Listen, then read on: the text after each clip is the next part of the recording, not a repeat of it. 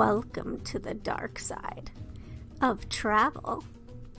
So you've dared to come jaunt with me. Thank you. Let me introduce myself. I'm Courtney Maroc, Ambassador of Dark and Paranormal Tourism for Haunt Jaunts, a destination for restless spirits who dig hauntings, true crime, horror, Halloween, and weird days. I'll be your host and guide for this listening adventure. Looks like we've been cleared for takeoff, so buckle up, sit back, and enjoy the ride.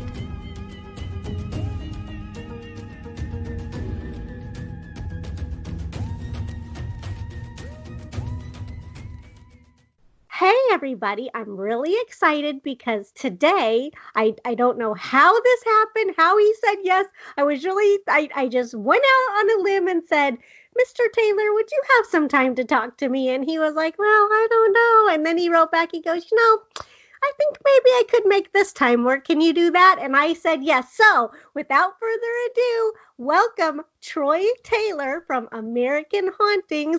I'm so excited to talk to him because I saw his thing about Cabinet of Curiosities for haunted hotels. I don't know if I have that part of it right. But... You're close. Okay, so close here enough. he is. Close enough. I've probably given it 12 different titles and the different times I've talked about it too. And then I have to look at the cover because, I'll be honest with you, the cover says one thing and the cover page inside says another for the subtitle. So don't tell anyone that. That's a secret. But I noticed it after the books arrived. I'm like, oops. So, yeah, I think I messed that up. But today bought the Kindle because so it officially says Cabinet of Curiosities for 20 keys from haunted hotel room. And that's what sold me. I mean, the haunted hotel rooms, that's like what stuck. But how you put 20 keys, I love that. And Congress Hotel is front and center. I mean, right that on the cover. Yeah. So that is amazing. So what? Well, I started this series a few years ago, and I'll be honest with you, I had bought a book. I was in Barnes & Noble or something one day, and I picked up a book, and I don't remember the exact title, but it was something like the Civil War told through 50 objects, and it was all these different things that told separate stories all related to the Civil War. And I thought, that is such a cool idea. And since then, I've seen a few other variations of that, American history through 100 objects, things like that. And I thought, I could do something like that for, the supernatural too. So I did the first book, which was just Cabinet of Curiosities. And it was the story of America's, I'm terrible with subtitles. It's something about 20 objects in supernatural history and the stories behind the 20 objects.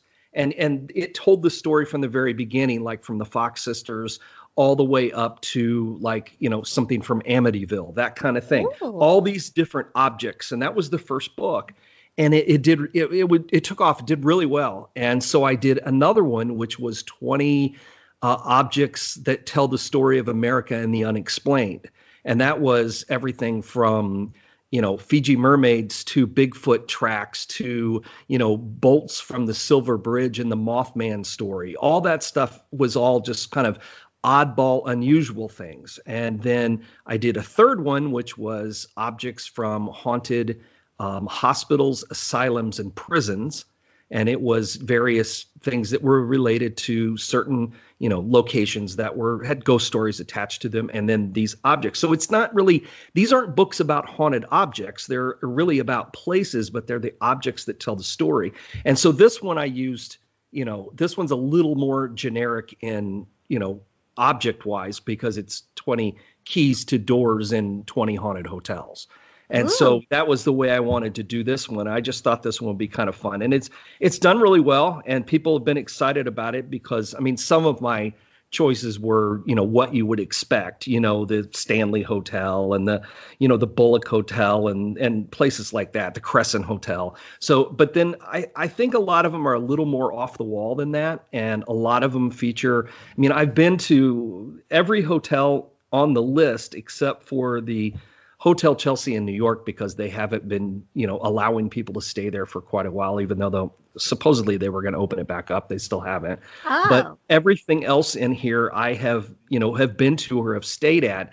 And these are all places that, not all of them have I had personal experiences in, but when I do, I have always included that in the book. And so I've tried to make it, this is probably the most travel based of any part of the series, anything that I've done so far in this series. But it was a lot of fun to do, I have to admit.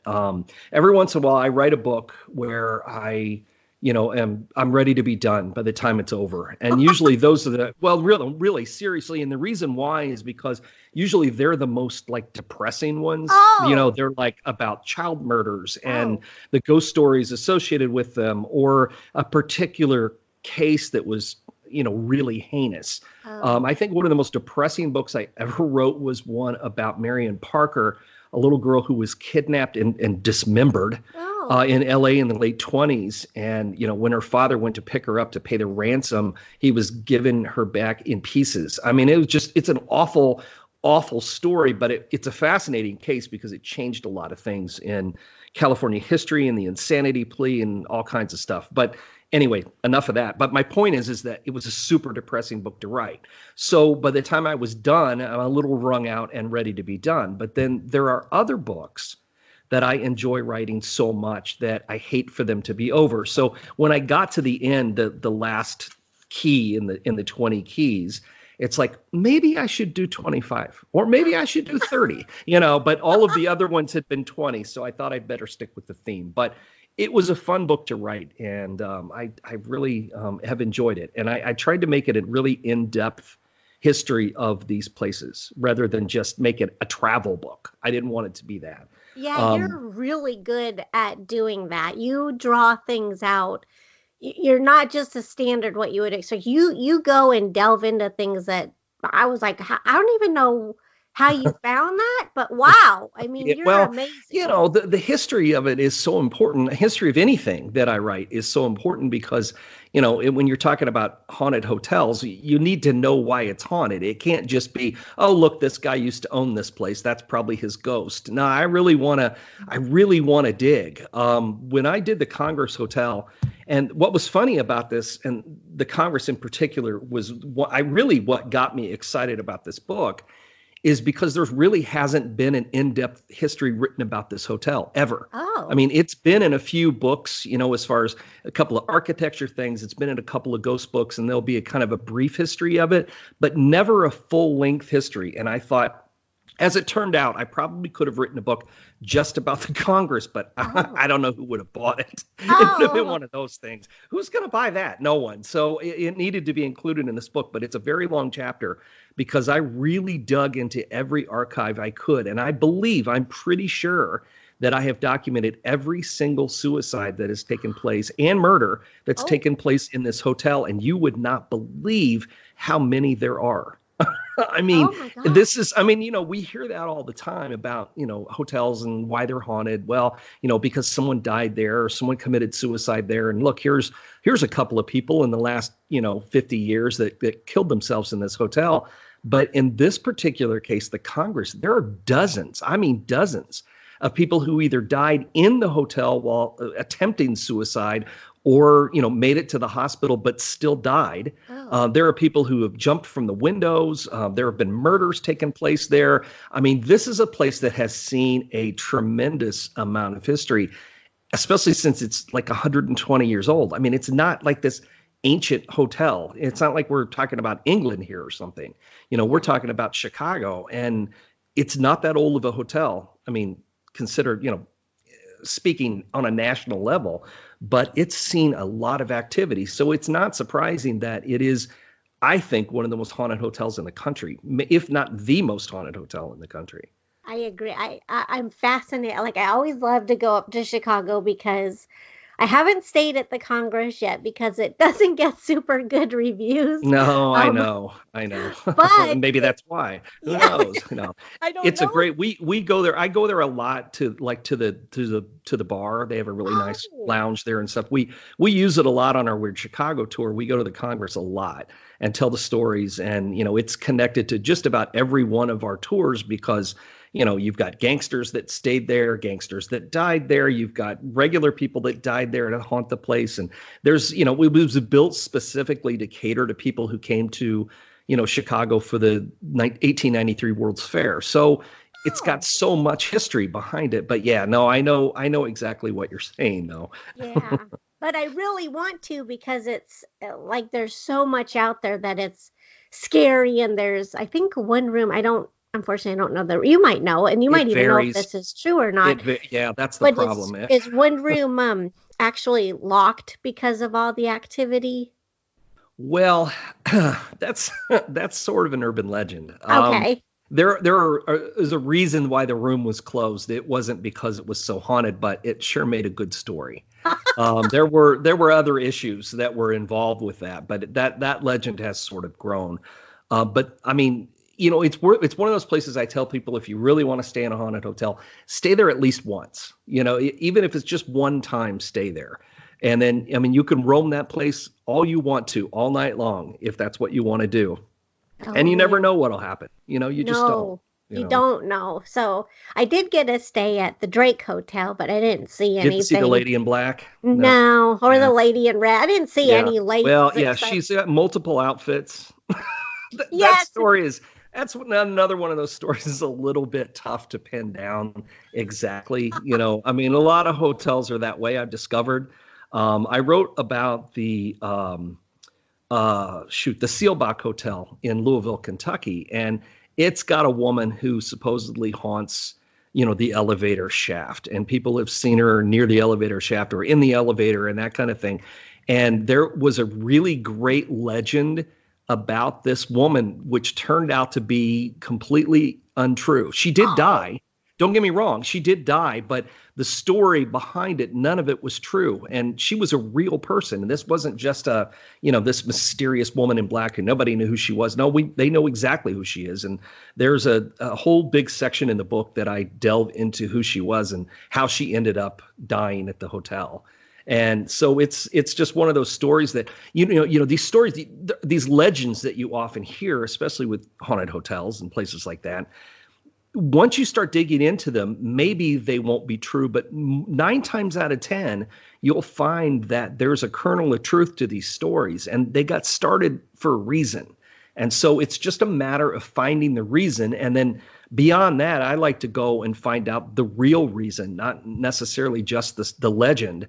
I want to know what really happened, in the story.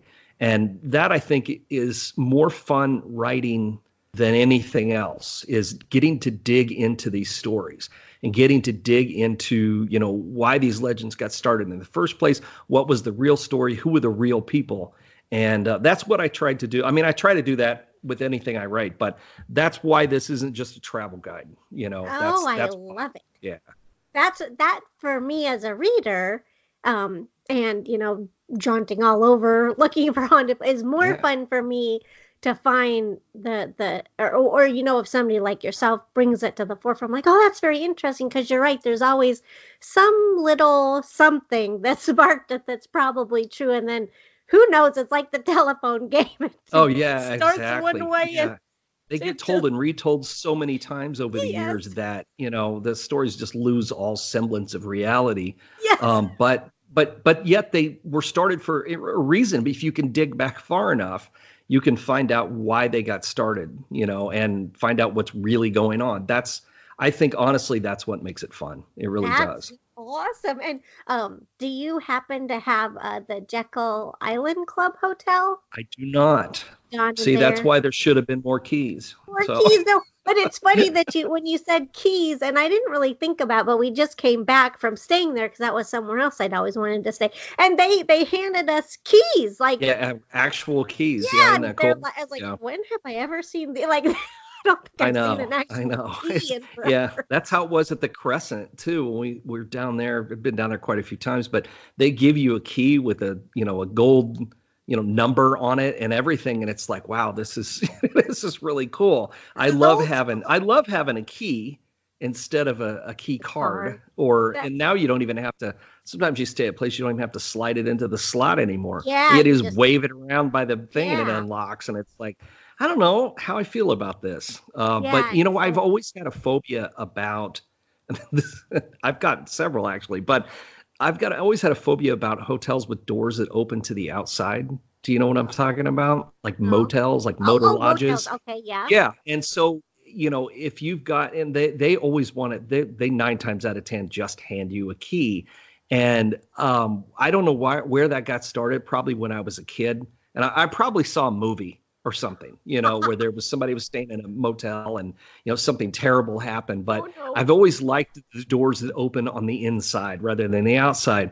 But it seems like motels always seem to have those, you know, real keys. And maybe that's where I got it into my head that makes the place scarier. So I don't Oh, know. but That's they all I are can think kind of, of. because you never know. There's like anybody could just walk, like Right, they don't have to right. stay there, Yeah, but it's too many movies. that's I'm so convinced. I've watched too many horror funny. films.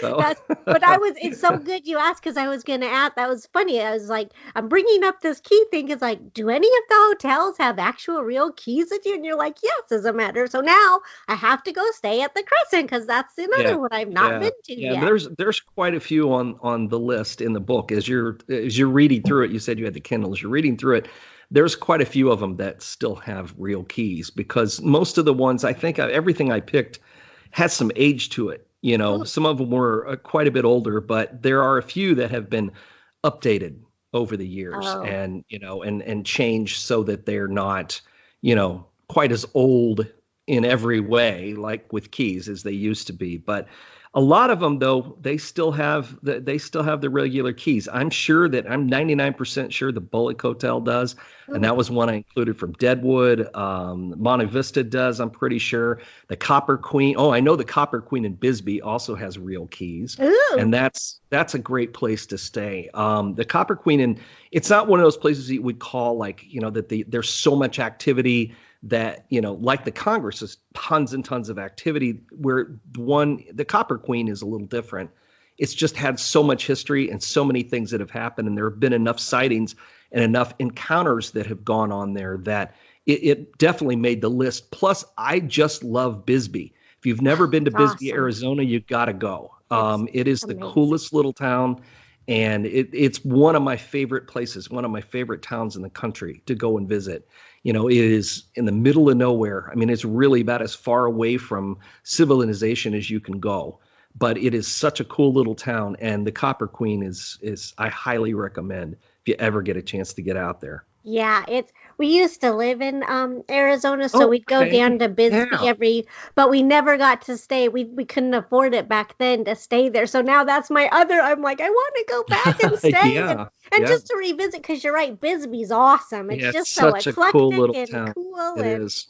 It it's is. You know, nice. they always say, you know, after the mines left, and I've seen this quote multiple times. After the mines left, all the hippies, weirdos, and artists moved in, and I thought, well, that's right up my alley. You know, so that must be why I love that place so much. But yeah, it's such a cool town. That's awesome.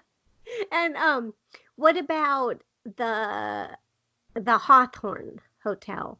Any interesting up in Salem? Yeah, I mean, it has some stories. I included it in the book, again, because it has, you know, an interesting history. You can tie in pretty much everything that happened in Salem and Salem Village around the Hawthorne, even though it didn't exist at the time, say the witch trials took place. But, you know, I mean, even the Hawthorne name it connected was one of the judges in the Oh, trials was that's Nathaniel Nathaniel. Hawthorne. Yeah. Yeah, his you know, his ancestor was one of the judges. So you've got a lot of neat connections in town. It's also part of when I was a kid, one of my favorite reruns to watch in the afternoon was always Bewitched. I Bewitched. always loved Bewitched, and they did a couple of episodes in Salem. It was like Samantha's Bad Day or something like that, Ah, and they actually filmed at the Hawthorne. oh, It's in the show.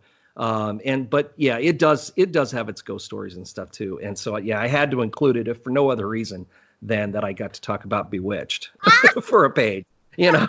So that was a fun part of it for me. That's really cool. I didn't realize that Yeah, yeah. that it had been. I knew that there had been a couple of episodes of Bewitched there, but I didn't even realize Yeah, about the that. the cast the cast and crew stayed at the Hawthorne, and while they Oh, were there, Elizabeth Montgomery actually had an encounter with a ghost near the elevator that appears in the episode of Bewitched. She actually had an encounter, a ghostly encounter while she was there, which I thought was interesting. So, that's a yeah, cool something that's a cool little and that's in the book too, right? yeah, oh Oh, yeah, this yeah, book, I'm yeah. so excited to read it. I was just when I saw it on Instagram, I think I'm pretty, yeah, actually I know that's because that's where I saved, you know how you can save Oh yeah, posts or yeah, whatever. sure, So I sure. saved it and I was like, oh, that's when I was like, I've just got to ask him because I've been wanting to anyways, but then hotel rooms, because I think one of my first experiences as an adult was in a hotel room. Oh And really? yeah, I was in um Salt Lake City at the Shiloh Inn. I don't know what it's called now. I think it might have changed names, but it was downtown and I thought there were ghosts giggling in the drawers. I was sleeping and I was like, why? Oh, children. I thought it was Yeah, children, yeah, not even ghosts. So I right. got up and I'm like, why are there children in my room and why are they giggling? Like, what has happened? Why are they in the drawers? Like, and I just thought I was asleep. But then when I got back to Phoenix, I was there for business and I was talking to one of my coworkers, like, oh, yeah, that's the hotel where the lady threw her 7 children out of the windows and committed suicide. And I was like, what? Oh. And so then I went back.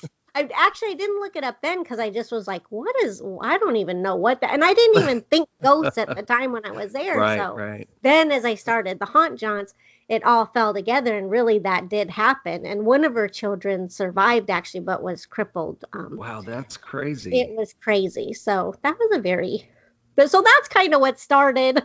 Like I'm like, Yeah, oh, I all of like it. haunted Right. hotels. Right, right, right. Well, yeah, I mean, the in the hotel thing is, I mean, right up your alley with haunt jaunts. Yeah, trap.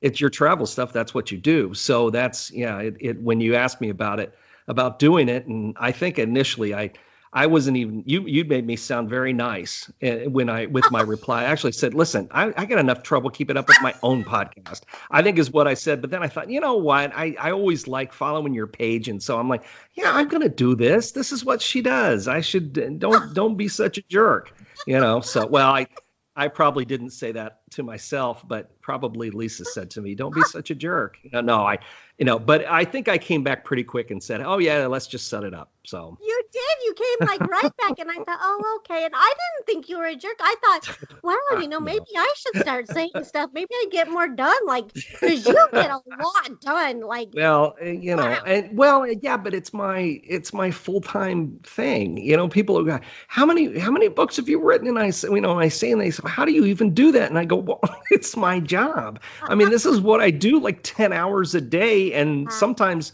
more than that if I've got to speak somewhere and I've got an event going on or something. So, that's how I get so much stuff done. And believe me, if you were here in the office, you would understand not all of that is work time. There's a lot of goofing off that goes on around here. I will tell you that too. So Oh my don't give me too much credit there. God, no, but I know a lot of it has to. So that makes me feel better because I was actually going to say, now, how many books do you have? Because it seems like, how many do you release a year? Like, do you aim for a you certain? know, it varies. No, it varies. I've been lately. I've done a couple of revisions of some of my older books that have really gotten outdated that needed to be updated, but I didn't want to take them out of print. So, I mean, I try not to count those, but usually, I don't know. I do 3 or 4 a year usually. But I do it because I really like it. It's not like I'm just trying to rack up as many numbers as I can. I just enjoy what I do, and I'm lucky enough to be able to just write about what I want to write about. What I'm interested in, that's what I get to write. So that's fun. I mean, it's not like a job. I just got done telling you, oh, this is my job, but when you're doing what you just really want to do, it's not It's it's not. not it's not like work. It's No. not really a job. It's just fun. And this is what I like doing. I'm right in the middle of I'm always in the middle of a project, but That's the other thing that I have to make people understand. I've usually got several projects going at the same time. I'm not writing them, but I may be writing one while I'm researching another, and then I will write that one next. Oh my gosh, so you do double down like that. Yeah. I mean, I usually keep a list of things I want to look into and maybe write about. And then when I get serious about one, I'll start doing a lot of research on it. And then while I'm working on another project, because then that keeps me, it breaks up. You're not doing just one thing. You know what I mean? So you could do a couple of things at the same time. So right now I'm writing, I've been researching for a while, and now I'm writing a book about American cults and messiahs and crazy stuff. It's not really, it's certainly not a ghost book, but it is, it delves into the supernatural and the paranormal quite a bit. But it's a book I've been threatening to write for years. And so I had done a lot of research on it, and I did some more. And so it's in the writing stages now. It'll probably be out in the spring, sometime later in the spring. So. Wow. And how long does it take you from like the research to the writing? Depends on how long the book is. I mean, it's some things are a little shorter than others. I mean, there's only so much story you can tell about a single case. Okay, let's say the hotel book, I had researched, and a lot of the research was done years ago, but I did a lot of research on it. It took me, I don't know, maybe a month and a half to write, something like that. So it just depends. It just depends on what else is going on. If it's October, I'm not getting a lot of writing done. No. But, any other time, especially in the winter, I get a lot of writing done. That's why I usually have books that come out like in the spring and in the summer, because that's when I get a lot of writing done over the winter months. You can be most productive. And what about your conference? Are you going to do that in 2020? Oh, yeah. Well, we've got that coming up in June. Tickets go on sale in January, January 6th, I believe. So, but yeah, the conference, this is our 24th year. Holy crap. I don't get a lot of writing done right around the conference. There's just too many things going. But after 24 years, it really kind of puts I shouldn't say that. Lisa will kill me if I say it puts itself together, because she really does most of the work on it. We have a set way of doing things that we can put it together into a pattern. Once we have all of our speakers and things nailed down, then it's just a matter of making sure all of our ducks are in a row, kind of like a template. I get it. Yeah. But it is a lot of fun. And next year, the year after, 2021, we're going to have to come up with something special, because it's our 25th anniversary. So I know. So anyway, that is a lot of fun. That's the one weekend I think I look forward to more than just about any other throughout the year. We get together with people we don't get to see very often, and a lot of new people every year. But, we have friends that this may be the only time we see them all year. So people come from all over the country, because we're right in the middle. It makes it easy, and it's a lot of fun. It's a really fun event. I want to come so bad. When I was doing Paramania Radio, Sarah, I always say her name wrong. Soderlund? That's it.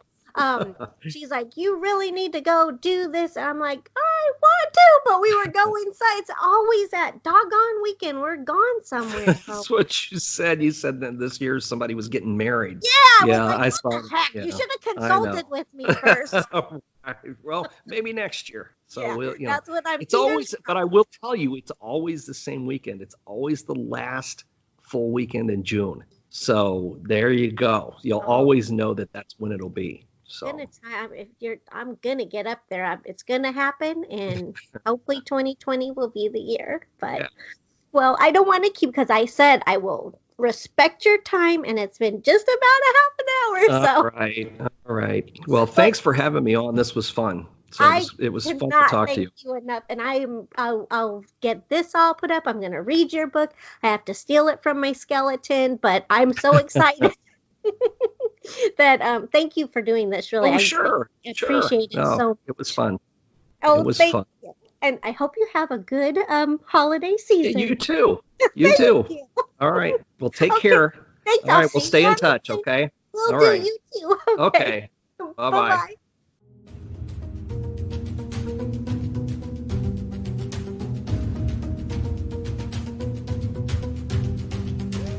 You've been listening to Haunt Jaunts, a podcast for restless spirits. My name is Courtney Maroc, and it's been my pleasure to be your host and guide for this journey. I snagged the music Phantom from Space from Kevin MacLeod at Incompetech. If you'd like to continue exploring beyond the podcast, jaunt with me online anytime at hauntjaunts.net. Or if you liked what you heard, be sure to subscribe to Haunt Jaunts wherever you get your podcasts from. You can also jaunt with me socially on Facebook, Instagram, YouTube, and Twitter. You'll find links to all of Haunt Jaunts' social media on the website, as well as a player on the podcast page with all of the episodes. Thank you so much for tuning in. Until our paths cross again, ciao for now.